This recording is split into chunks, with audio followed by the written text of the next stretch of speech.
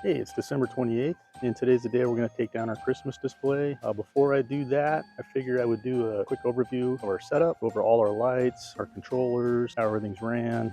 Not really a how-to, but if you're just getting into these Christmas light shows, I figure this might be something that would help you out. Every layout's different, every house is different. I think there's something to learn in seeing everybody's setup. So let's start by talking about the size of our display. We've got a relatively small display considering some of the bigger shows out there, upwards of 20, 30,000 lights. Our light show is about 5,300 lights. 4,600 of those are pixels. So those are the lights we have in our arches, our mega tree, our wreaths, and all the other props that we have on the yard. We've got about 470 of these pixel bulbs, and these are what do the outlines on our yard and also the outlines up on our roof. And then as you see the garage there, we've got about 160 of those globes. There's 10 on each strand, and there's 16 strands there. You can see our C9s, we mounted to half-inch PVC with Velcro cable management strap. And we found those on Amazon, and they're nice because once you mount the lights, you can move them around. Um, these pipes are cut in sections, so when we store them for the off season, we can move the lights around. We can remove them from like a section like this where there's a junction. We can remove it from that junction and then just re-Velcro it back. They're also mounted on the same PVC for our outlines around our garage and all our windows up on the upper part of the house. We have these clips that we bought from holidaycoro.com. They're made out of clear Lexan, and we just screw them into the wood behind the stucco. And I'll actually pull those off every season, and we just find the holes again next season, put them back in. So as far as the roof outline goes, both on the lower part of the roof and the upper part, we didn't really have anything to screw them into because the outline on our house is different as you go around. Some places we don't have any trim at all. Some it's metal flashing. Some up there is like wood trim. So I decided to put them on the tiles. I guess the best way I could find to affix them to the tiles is use those same clips from Holiday Coro, and we just silicone them to the tiles. And yeah, it's not a perfect system. It works pretty well with the Arizona sun. They get beat after about a year or two. So we don't have to replace them all every year, but I do have to replace a handful of them or re-glue them down. We have a wreath up there on that window, and I just used spare strip from like the mega tree. We had leftover strip, and you can see there's one strip above the wreath and one below it, just screwed into the wood around the window. And then this outline of the window is mounted the same way as the garage. We use those pixel pipe clips from Holiday Coro, the clear Lexan ones. And again, it's just screwed into the wood, the structural wood behind stucco. Same with those two little small windows up there. And then the candy canes, can't see it, but they have conduit on the back just to give it rigidity. And we use a little strap that's screwed into the stucco, into the wood behind the stucco to hold those in place. And then they're also zip tied to the conduit with the pixel bulbs right next to it. One other strip of lights that was kind of a unique way to mount was on top of this little wall, this courtyard wall. And I just made these little risers out of PVC and used more of those pixel pipe clips right there. You can see that Lexan clip. And I just glued these risers onto the top of the block. You can see the risers as you go down. Not the sturdiest solution, but again, it's not real windy in Arizona, and it holds it pretty well. Other than that, we've got the really big bulbs on the roof. Those are attached to some 1x4, and then those 1x4s are just attached to the peak tiles, both on that little portico, and then you're not going to be able to see it, but at the very top of the house. And then in our trees, we've got some more really big bulbs, and they just have hooks at the very tops of them. They just hook on the branches. And the little icicle lights, we just use leftover strips from our mega tree, and those are zip tied to branches up there. Tree wraps, pretty self-explanatory, just wrapped around the branches. And then X lights, we just molded them just as a straight line on each branch.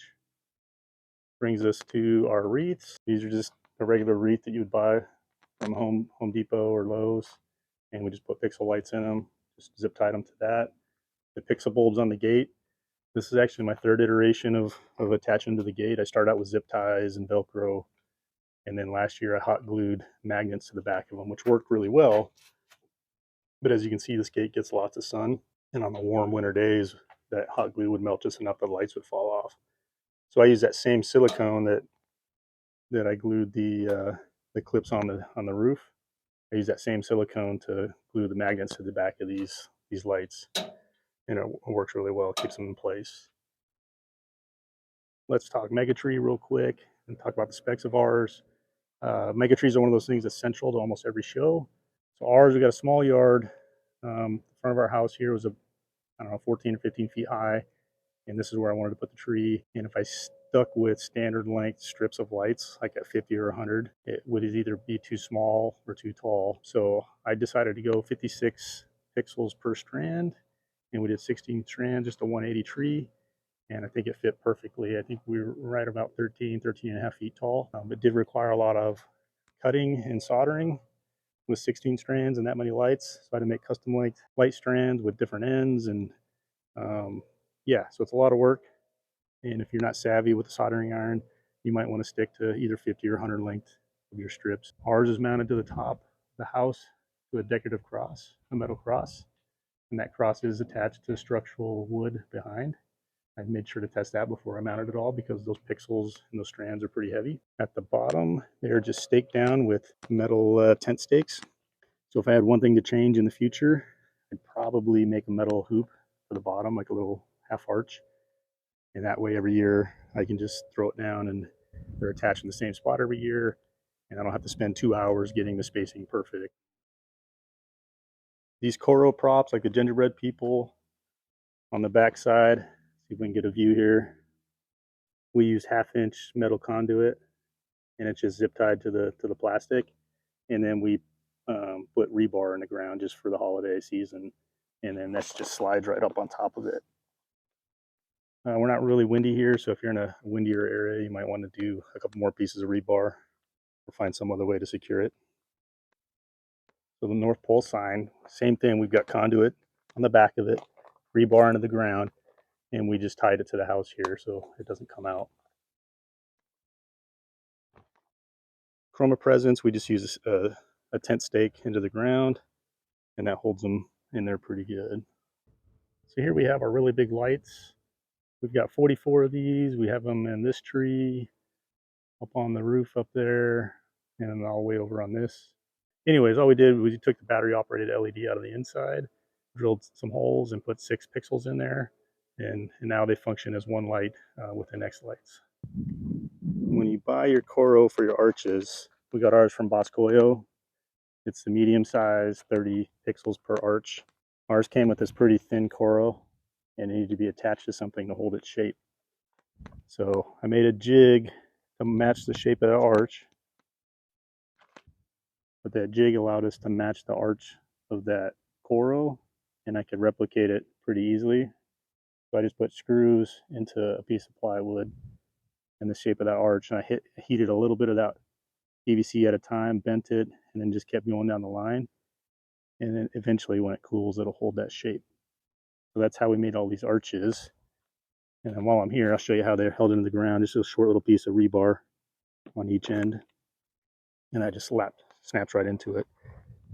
But we did that heat trick by hand. We didn't use a jig for the rest of these, but for that short little piece there's a bent piece up here that goes along our curbing. So on that piece, like around the windows, and then also this big long piece along the driveway is curved.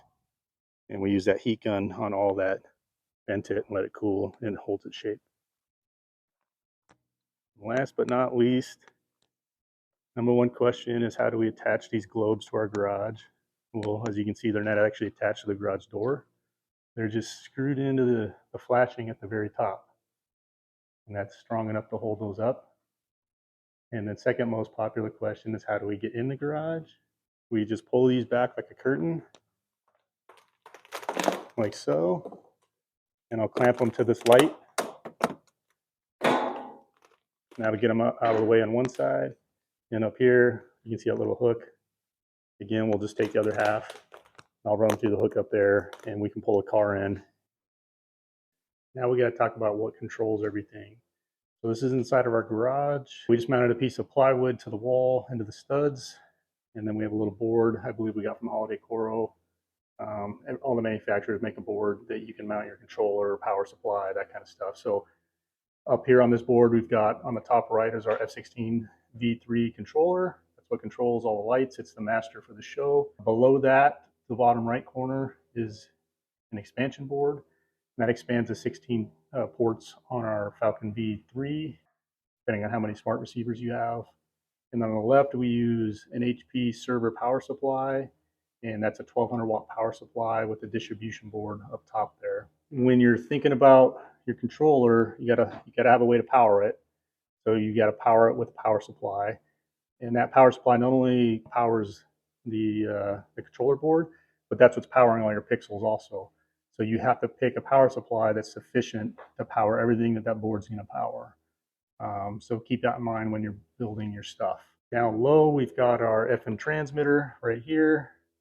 And then this is the brains of the operation, this Raspberry Pi 4. It's an 8 GB version. And that is what we run FPP or Falcon Pi Player on. And that's what you can schedule all your sequences. That's what makes automation real easy. Is the timers are turned on at 5 o'clock every night, turns the controller on, and then the Raspberry Pi is scheduled to start the show at whatever time you set it at, 5, 5:30, 6 o'clock, whenever it gets dark where you live. So that Raspberry Pi is connected to our Wi-Fi for our house. It stays on all season long. We don't turn it off. And the reason for that is the first year we tried turning it on and off like we do the controller board, and we had all kinds of issues with it losing its time and not scheduling right. Just all kinds of things I didn't want to worry about. So we leave it on all season long, and it's good to go. So from that Raspberry Pi, that blue Ethernet cable, you can see it runs up to the Falcon F16. So that's how the Falcon gets connection to the network, is through that blue cable, the Ethernet cable. And then from there, we've got a black Ethernet cable just below the blue one. I'm sorry, just above it. And that's going to the other F16 controller that's out in the yard. And then the expansion board has two Ethernet cables also. You can see them, they're both black. And those go to the smart receivers, one for the side yard and one for the Megatree. You can see the cables. I'm not sure if we're using all 16 ports out of it, but those cables feed up. They go through the wall right there, through a gang box that we put in. And if you follow me outside, there's another box on the outside. You can see those cables come out. You can see real quick how things can get out of control with how many cables you've got coming out. So you need a pretty sizable opening. At the end of the year, when we're done with our show, we throw a little cover over that. It's painted to match the house, and you can barely even tell it's there. So that main controller, the F16 in the garage, runs everything on the house. So let's see if I can get far enough back. You can see the top. So it runs the really big lights on the peak. It runs the house outline, the wreath, the candy canes, the window outlines, the garage outline, the matrix, not really a matrix, but kind of real low density matrix. And then all the outline on the lower roof. It's all run by that F16 inside the garage. You come over here to the yard controller. We have that identical controller, again, the F16 V3. It's just in a weatherproof box. So you see the F16 there. We have another HP power supply from a server. I believe this one's only 750 watts. You can see the black Ethernet coming in. That's how it gets connection to the network. That white Ethernet you can ignore for now because we use this for a Halloween setup, and that's where we plug in a second Raspberry Pi to feed a projector for our gate, but we don't use that for Christmas. On the end of the power supply, you can see a distribution board. We are running power injection out. You can see the red and black wires coming out, and we're feeding power injection for this tree here because with pixels you have to feed power injection in about 120 every 130 lights. So if you have anything on a port that's more than 120, 130 lights, then you have to power inject. And I believe we're also running some power injection up here, as well as the North Pole sign. A lot of pixels in this sign, so I think we had to power inject in that like 3 or 4 places. So that controller, that F16, controls this whole yard. So the North Pole sign, the lights in the tree, the snowman, presents, the yard outline, the arches, all the way around, is all controlled by that F16 right there. Next up is our Megatree. And all the lights centrally located right here in the front of the house. The star, the tree, the gingerbread people are all controlled centrally by this box right here. And instead of having a full F16 in here, we've got a smart receiver on the left. You can see the black Ethernet cable going into that. It's feeding network connection. And you can see a small distribution board on the right hand side, because this mega tree, and just about every mega tree, you most likely have to run power injection unless you have an F16 powering the whole thing. We've got a power supply, Meanwell power supply. That's just a regular power supply, 350 watts. And yeah, that's controlling everything I just showed you. And our last stop is going to be this controller box over here, feeding the side yard. And again, this is another smart receiver. So that black Ethernet cable on the left runs to that expansion board in the garage, expanding this out from that F16. So smart receiver on the left, power distribution on the right, on the bottom there, and then another Meanwell 350 watt power supply. Just a little bit of power injection from that distribution board. You see only doing power injection in 2 places here. I believe the first place is this tree, and in the second place, I believe we ran the arches and the yard outline all in one. But anyway, that controller box runs this entire side of the yard here. So that's it. That's our brief overview. Hope you learned something from it. If you have any questions or comments, just leave them down in the bottom below. And don't forget to like and subscribe.